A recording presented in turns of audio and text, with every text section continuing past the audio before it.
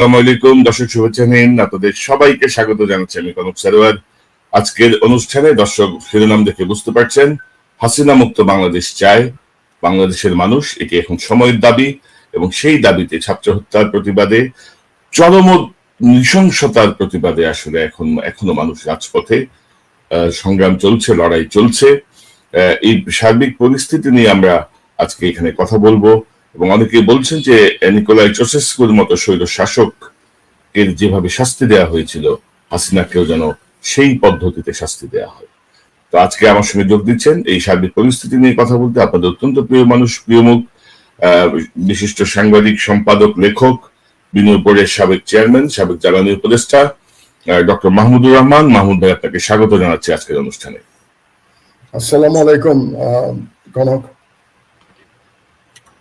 মাহমুদ ভাই, আন্দোলন কিন্তু একটা চরম একটা গুরুত্বপূর্ণ পয়েন্টে টার্ন নিয়ে নিয়েছে। আমরা যেটা দেখলাম, ধরেন শেখ হাসিনার যেসব নাটক আমরা দেখলাম, সে মেট্রো রেলের জন্য কাঁদে, সে বিটিভির ভবনের জন্য কাঁদে, মানুষ পাখির মধ্যে গুলি করে মারতেছে, এগুলো নিয়ে কোনো কথা নাই। পরে আবার সে তাদের মায়া কান্না দেখাতে আবার হসপিটালেও যায়।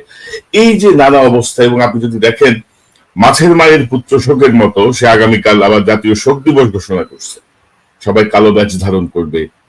আর বৈষম্য বিরোধী ছাত্র সংগঠনের নেতারা তারা বলছে আগামীকাল সবাই লাল কাপড় পরবে, লাল কাপড় পরবে, লাল ব্যাজ ধারণ করবে, লাল কাপড় দিয়ে নাক মুখ বেঁধে রাখবে। এটি হচ্ছে তাদের কর্মসূচি। তো বর্তমান যে সিচুয়েশনটা, এটাকে আপনি কিভাবে দেখছেন? এই যে আমরা যে বলছি হাসিনা মুক্ত বাংলাদেশ এখন সময়ের দাবি, এই সার্বিক পরিস্থিতিটা যদি আপনি একটু বিশ্লেষণ করেন আমাদের দর্শকদের জন্য। আমার বক্তব্যের শুরুতেই আমি চলমান স্বাধীনতা সংগ্রামে এ পর্যন্ত যারা শহীদ হয়েছেন তাদের প্রতি শ্রদ্ধা এবং তাদের বিদেহী আত্মার রুহের মাগফিরাত কামনা করে আমার বক্তব্য শুরু করছি। আমাদের বুঝতে হবে যে বর্তমান শতাব্দীতে, এই শতকের সবচেয়ে ভয়াবহ যে স্বৈর শাসক, ভয়াবহ যে ফ্যাসিস্ট শাসক, তার নাম হচ্ছে শেখ হাসিনা। তাকে মানুষ হিসেবে কল্পনা করতে আমার সমস্যা হয়। আমি তাকে ঠিক মানুষ হিসেবে কল্পনা করতে পারি না। তিনি একজন রক্ত পিপাসু নরপিশাচ। এবং এই যে একটু আগে বলছিলেন মাছের মায়ের পুত্র শোক, তিনি কি পরিমাণ ভণ্ডামি করতে পারেন এটাতে বোধহয় আর কেউ তার ধারে কাছেও আসতে পারবে না, কোন স্বৈর শাসকই। তবে আনন্দের বিষয় হচ্ছে যে তার ভণ্ডামিকে বাংলাদেশের জনগণ এখন চিনে ফেলেছে এবং তার ভণ্ডামিতে এখন আর কোনো কাজ হচ্ছে না। শেখ হাসিনার যে চরিত্র, আমি তাকে সিরিয়াল কিলার মনে করি। কারণ এই যে গণহত্যা তিনি চালাচ্ছেন গত 10 দিন বা গত 2 সপ্তাহ ধরে, প্রায় এর আগেও তো তিনি 16 বছর ধরে কিছুদিন পর পর গণহত্যা চালিয়েছেন। আপনি যদি প্রথম থেকে শুরু করেন তাহলে বিডিআর বিদ্রোহের সময় হত্যাকাণ্ড চলেছে আর্মি অফিসারদের, এবং তিনি শুরুই করেছেন আর্মি অফিসারদের হত্যাকাণ্ডের মাধ্যমে। তারপরে তিনি জামাত শিবিরের ছেলেপেলেদের উপরে গণহত্যা চালিয়েছেন। তারপরে আপনার মনে আছে সাইদি সাহেবের যখন রায় হলো, তখন যে আন্দোলন হলো, সেই আন্দোলন দমানোর জন্যও কিন্তু গণহত্যা চালিয়েছেন। আমার মনে আছে আমি তখনও জেলের বাইরে, একদিনে 144 জন নিহত হয়েছিল। তিনি গণহত্যা চালিয়েছেন। তারপরে শাপলা চত্বর গণহত্যা চালিয়েছেন। 2015 আন্দোলনের সময় তিনি বিএনপি জামাত যখন আন্দোলন করছে একসঙ্গে গণহত্যা চালিয়েছেন, এবং এখন আবার তিনি গণহত্যা চালাচ্ছেন। এবং তার সঙ্গে তার যে গুম করার রেকর্ড, সেগুলো তো আছেই।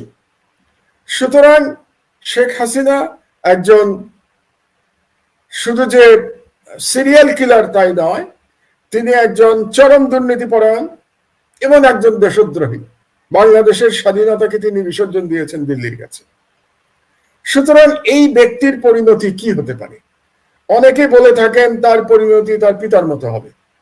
আমি মনে করি এটা তার পিতার জন্য তার পিতার স্মৃতির জন্য খুব ভালো হবে না। কারণ তার পিতার যে অপরাধ ছিল তার থেকে শতগুণ বেশি অপরাধ তিনি করে ফেলেছেন।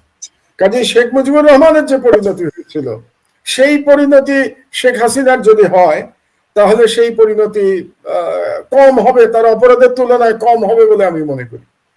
সেই কারণে আপনি যে প্রাথমিক বক্তব্যে যেটা বললেন চসেস্কুর যে পরিণতি রোমানিয়ার স্বৈরশাসক, সেটার সাথে আমি মনে করি সেরকমই কিছু একটা তার হওয়া উচিত। হবে কিনা সেটা আল্লাহ তাআলা জানেন। তবে একটা কথা বলে রাখি আপনাকে, যে মহান আল্লাহ তাআলা যিনি রহমানুর রহিম, তিনি কিন্তু জালিমের জন্য কাহার রূপে আসেন, জালিমকে তিনি শাস্তি দেওয়ার জন্য কিন্তু কাহার রূপে আসেন আল্লাহ। কাজেই হাসিনার মতো জালিমকে আল্লাহ নিশ্চয়ই শাস্তি দেবেন, তার সময় মতো শাস্তি দেবেন। তবে জনগণের উদ্দেশ্যে, যারা জানেন না তাদের উদ্দেশ্যে বলে রাখছি যে চসেস্কুর পরিণতি কি হয়েছিল 1989 সালে হয়েছিল। আপনার নিশ্চয়ই মনে আছে 1989 সালে যে ওখানে যে বিপ্লব হয় রোমানিয়াতে, সেই বিপ্লবে 24 বছর ব্যাপী চসেস্কুর স্বৈরশাসনের পতন ঘটে এবং তারপরে যে বিপ্লবী সরকার ক্ষমতা নেয় তারা তার বিচার করে এবং বিচার করে তাকে ফায়ারিং স্কোয়াডে মৃত্যুদণ্ড দেয়া হয়। যেটা মানে বিবেচনার বিষয় যে এই যে ফায়ারিং স্কোয়াডে মৃত্যুদণ্ড, এটা কিন্তু টেলিভিশনে দেখানো হয়েছিল, মানে জনগণ দেখতে চেয়েছিল তার সাজা, তো জনগণ কিন্তু দেখেছিল, লাইভ টেলিভিশনে তার মৃত্যুদণ্ড দেখানো হয়েছিল। এবং ফায়ারিং স্কোয়াডটা মানে হচ্ছে তার অফিসের পেছনেই তাকে নিয়ে যে ওখানে গুলি করে ফেলা হয়। জি জি, ওখানে গুলি করে মারা হয়েছে, টেলিভিশনে লাইভ দেখানো হয়েছে। মিলিটারি, তার জন্য একটা মিলিটারি কন্টিনজেন্ট দাঁড়ানো ছিল এবং তারা গুলি করে তাকে হত্যা করেছিল চসেস্কুকে। তো আমি মনে করি শেখ হাসিনার জনগণের আদালতে এই ধরনের বিচারই হওয়া উচিত এবং এই ধরনের একটা পরিণতি হওয়া উচিত। তার পিতার মতো পরিণতি হলে আমি মনে করবো এটা কম হয়ে গেল তার অপরাধের তুলনায়। তো এবং সে যে গণহত্যা এখন চালাচ্ছে এবং যত মানুষকে সে হত্যা করলো, শিশুও তার হাত থেকে রক্ষা পায় নাই। যেমন করে ইসরায়েল শিশুদের হত্যা করছে গাজাতে, ইসরায়েল হত্যা করছে, ধরেন শত্রু দেশে গিয়ে হত্যাকাণ্ড চালাচ্ছে, গণহত্যা চালাচ্ছে গাজাতে। আর বাংলাদেশে শেখ হাসিনা নিজের দেশের জনগণের উপরে গণহত্যা চালাচ্ছে। এবং আপনি দ্বিতীয় বিশ্বযুদ্ধ পরবর্তী সময় যদি দেখেন, তো কোন রাষ্ট্রে এভাবে নিজের দেশের উপরে গণহত্যা চালানোর নজির কিন্তু খুব বেশি নাই, যদি না সিভিল ওয়ার হয়ে থাকে। যেমন ধরেন সিরিয়াতে সিভিল ওয়ার হয়েছে, ইরাকে সিভিল ওয়ার হয়েছে, তো সেখানে অনেক বেশি মানুষ মারা গেছে। কিন্তু বাংলাদেশের জনগণ তো নিরস্ত্র, তারা তো বাচ্চা ছেলে মেয়েরা, তারা খুব যুক্তিসঙ্গত একটা দাবি নিয়ে রাস্তায় নেমেছিল। তাদেরকে যেভাবে হত্যা করেছে শেখ হাসিনার খুনি বাহিনী, এটা তো অকল্পনীয়। এটা পৃথিবীর কোনো দেশে আজ পর্যন্ত হয়নি। এমনকি বাংলাদেশের ইতিহাসে যদি আমরা চিন্তা করি, তাহলে একমাত্র 71 সালের যে 25শে মার্চের রাতের গণহত্যা এবং তারপরের দিন যে গণহত্যা চলেছিল 1971 সালে পাকিস্তান সেনাবাহিনী যেটা করেছিল, তার সঙ্গে তুলনীয়। আপনি তো ঢাকা শহরের দৃশ্য দেখতে পেয়েছেন যে কি চলেছে 18-19 তারিখে। আমাকে একজন বলল যে বাংলাদেশ থেকে, সে খবর দিল আমাকে, মোহাম্মদপুর এলাকায় নাকি লাশের সারি পড়েছিল রাস্তায়, গুলি করে মারা হয়েছে। সেনাবাহিনীর লোকজন নিরস্ত্র জনগণের সামনে মেশিন গান সারিবদ্ধ করে রেখে সেখানে তারা শুয়ে গুলি করেছে, এমন ভাবে যেন এটা একটা যুদ্ধক্ষেত্র। যে সেনাবাহিনী মিয়ানমারের সাথে যুদ্ধ করতে পারে না, মিয়ানমার থেকে গুলি আসে বাংলাদেশে, একটা টু শব্দ করতে পারে না, যে সেনাবাহিনী ভারতের কাছে বাংলাদেশকে তুলে দিয়েছে, সেই সেনাবাহিনী নিরস্ত্র জনগণের উপরে তাদেরই টাকায় কেনা বন্দুক এবং গুলি দিয়ে গণহত্যা চালাচ্ছে। এই দৃশ্য আমরা দেখলাম বাংলাদেশে। এরকম কোন দৃশ্য আমার মনে হয় না পৃথিবীতে এর কোন দ্বিতীয় আর কোন উদাহরণ আছে। কাজেই শেখ হাসিনার সাজা জনগণ ঠিক করবে। এবং আমি জাস্ট একটা কথা বলে শেষ করি, যে এই আন্দোলন যদি সফলতা লাভ করে এবং এই আন্দোলনের পরে যে বিপ্লবী সরকার ক্ষমতায় আসবে, যারা রাষ্ট্রের দায়িত্ব গ্রহণ করবে, তারা সিদ্ধান্ত নেবে যে শেখ হাসিনার পরিণতি কি হয়।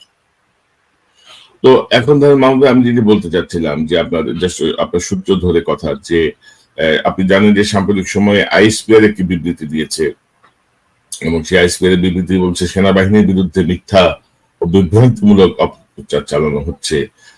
জনগণের স্বার্থে ও রাষ্ট্রের যে কোনো প্রয়োজনে বাংলাদেশ সেনাবাহিনী সবসময় জনগণের পাশে আছে এবং থাকবে বলে জানিয়েছে আইএসপিআর।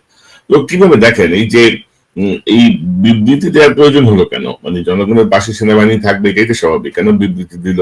কোনটাকে তারা মানে বলছে, কোনটাকে তারা বলছে মিথ্যা এবং বিভ্রান্তিমূলক? আপনি কি মনে করেন? এই পুরো বিবৃতিটাই একটা ভণ্ডামির উদাহরণ।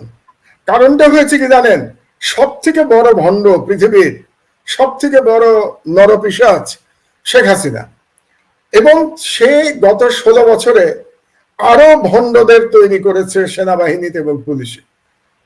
আপনি আমার আল্লাহ রহমতে হজ করার সৌভাগ্য হয়েছে, আল্লাহ সৌভাগ্য দিয়েছেন। হজে পাথর ছুঁড়তে হয় শয়তানকে লক্ষ্য করে, এবং বড় শয়তান এবং ছোট শয়তান আছে সেখানে। শেখ হাসিনা বাংলাদেশের সব থেকে বড় শয়তান, এবং সেই বড় শয়তান ছোট শয়তানগুলো তৈরি করেছে সেনাবাহিনীতে এবং পুলিশের মধ্যে। আপনার সেনাবাহিনীর কিছু অফিসারের বক্তব্য আমি শুনছিলাম টেলিভিশনে। একজন বলছে যে আমরা যদি লাইভ বুলেট ব্যবহার করি তাহলে 5 মিনিটের মধ্যে আমরা এই আন্দোলন ঠান্ডা করে দিতে পারি। এটা একজন সেনাবাহিনীর অফিসারের বক্তব্য, জনগণ সম্পর্কে বলছে। আইএসপিআর কি বলছে, আমরা জনগণের পাশে দাঁড়াই, আর সেনা অফিসার বলছে যে 5 মিনিটের মধ্যে আমরা ঠান্ডা করে দিতে পারি। আর একজন ব্রিগেডিয়ার একই ধরনের ল্যাঙ্গুয়েজ এবং একই ধরনের বডি ল্যাঙ্গুয়েজ নিয়ে সে সেনা কথা বলছে। মোহাম্মদপুরের আমি যে রাস্তার বর্ণনা দিলাম, এই ছবিটা তো সবার কাছে আছে, এই ভিডিওটা আপনিও নিশ্চয়ই দেখেছেন, এবং এই ভিডিওটা আন্তর্জাতিক মিডিয়াতেও আমি দেখেছি, টিআরটিতে দেখেছি, তারপরে আল জাজিরাতে দেখেছি, যে সেনাবাহিনীর সদস্যরা সব রাস্তার মধ্যে শুয়ে মেশিন গান সামনে রেখে তারা জনগণের উপরে গুলি চালাচ্ছে। এখন এই ভণ্ডদের যে আইএসপিআর আপনি তো মনোযোগ দিয়ে পড়েছেন নিশ্চয়ই, আমি লাইন বাই লাইন পড়েছি। তারা বলছে অপপ্রচার চালানো হচ্ছে। কি অপপ্রচার কোথাও কিন্তু লেখা নাই। আপনি কি পেয়েছেন কি অপপ্রচার? তাহলে কি সেনাবাহিনী যে লোকজনকে হত্যা করেছে এটা কি অপপ্রচার? সেটা তারা বলে নাই। সেনাবাহিনী যে বাড়ি বাড়ি দেখিয়ে দিচ্ছে, পুলিশকে দেখিয়ে দিচ্ছে, এবং পুলিশ গিয়ে সেখানে লোকজনের উপরে গুলি করছে এবং সেনাবাহিনী পুলিশকে পাহারা দিচ্ছে গণহত্যায়, এটা কি অপপ্রচার? এটা কি মিথ্যা? সেনাবাহিনী কি বলবে এটা মিথ্যা? অবশ্যই না। হেলিকপ্টার থেকে গুলি চালানো হচ্ছে, সেনাবাহিনী নিজেই স্বীকার করেছে, র্যাব, যে তারা সাউন্ড গ্রেনেড এবং টিয়ার শেল নিক্ষেপ করেছে। এটা কিন্তু র্যাব নিজে স্বীকার করছে, মানে গুলিটা স্বীকার করছে না, কিন্তু তারা স্বীকার করছে হেলিকপ্টার থেকে তারা বাংলাদেশের জনগণের উপরে সাউন্ড গ্রেনেড এবং টিয়ার গ্যাস শেল নিক্ষেপ করছে হেলিকপ্টার থেকে জনগণের উপরে। এটা কি মিথ্যা? এটা কি অপপ্রচার? এবং এই সেনাবাহিনী বাংলাদেশকে যে ভারতের হাতে তুলে দিয়েছে, এটা কি অপপ্রচার? বাংলাদেশের প্রত্যেকটা আর্মি চিফ যে ভারতের নির্দেশে অ্যাপয়েন্টেড হয়, এটা কি অপপ্রচার? যেটা আপনার অনুষ্ঠানে, আপনার মনে আছে নিশ্চয়ই, জেনারেল সরওয়ার্দী নিজে আপনার অনুষ্ঠানে বলেছিলেন, ভদ্রলোক জেলে বোধহয় এখন, সরওয়ার্দী বলেছিলেন যে ভারতের নির্দেশ ছাড়া বাংলাদেশে কোনো আর্মি চিফ নিয়োগ দেওয়া হয় না। এটা কি অপপ্রচার? আপনি জানেন যে বাংলাদেশকে যখন মঈন ভারতের হাতে তুলে দিল 1/11 সময়, সেটা কি অপপ্রচার ছিল? প্রণব মুখার্জি তার বইতে যে লিখেছিলেন যে মঈন তার চাকরি বাঁচানোর জন্য তার কাছে হাতে পায়ে ধরেছিল, এটা কি অপপ্রচার? এই সেনাবাহিনী চোখের সামনে 57 জন সেনা অফিসার নিহত হয়েছে বিডিআরে, এবং এই সেনাবাহিনী তাকিয়ে তাকিয়ে তামাশা দেখেছে, একটা গুলিও ছুটতে যায় নাই। তাদের ব্রাদারদের, তারা তো সব ব্রাদার বলে, ব্রাদারদের বাঁচাতে যায়নি। তাদের 2 দিন ধরে অত্যাচার চলেছে পরিবারের উপরে, নারীদের উপরে অত্যাচার চলেছে, তারা কেউ বাঁচাতে যায়নি। এটা কি অপপ্রচার? তারা ভারত যখন প্রায় প্রতি মাসে বা প্রতি সপ্তাহে বাংলাদেশের জনগণকে খুন করছে ইয়েতে কি বলে বর্ডারে, এবং এই সেনাবাহিনী শুধু চুপ করে আছে না, এই সেনাবাহিনী তাদের বক্তব্যে এটাকে সমর্থন করে, ভারতকে সমর্থন করে তার বক্তব্য দেয়। এটা কি অপপ্রচার? এই ওয়াকার যে এখন আর্মি চিফ,